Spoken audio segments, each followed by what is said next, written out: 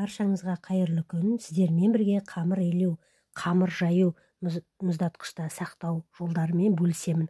Оңай, қарапайым әрі тез дайындалады. Суымызды құйдық, тұзымызды салдық, жұмыртқамызды салдық.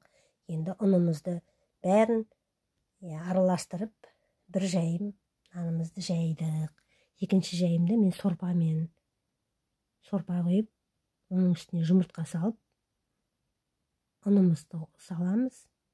Міне екінші жайымыз осылай. Екеуін біріктіріп, араластырдым міне бірге. Енді бұқтырып қоямыз бір жарты сағатқа. Міне нанымыз әзір. Қанды міне екіге бөліп, жаймамызды жайып жатырмыз бұқтаудың көмегімен.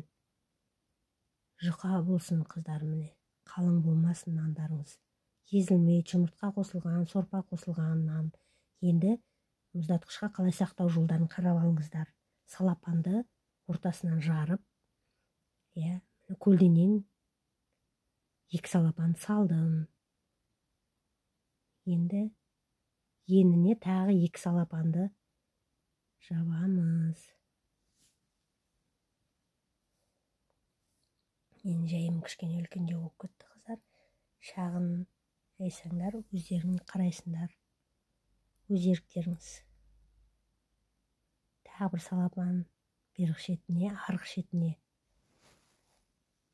Жақсылап салапанмен көмкерлеп жабамыз. Бір-біріне беттестіреміз. Енді беттестірдік міне. Енді енінен тағы бір салапан жабып, салапанымыз әзір, жаптық. Тағы бір бүктейміз.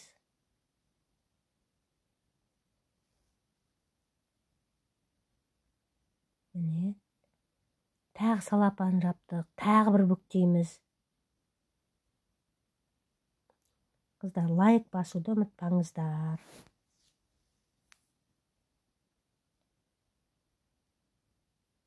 Тағы бір бүктеу керек.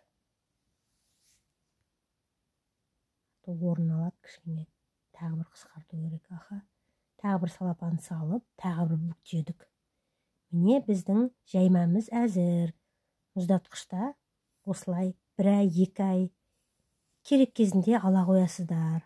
Қыз келіншектерге айтарым, осылай демалған күндері әзірлеп қоюға болады. Жұмыстан келгенде сала қоясыздар. Әзір тұрады жаймаңыз. Мінекей қыздар. Керемет, күшті, сақтау көтереді.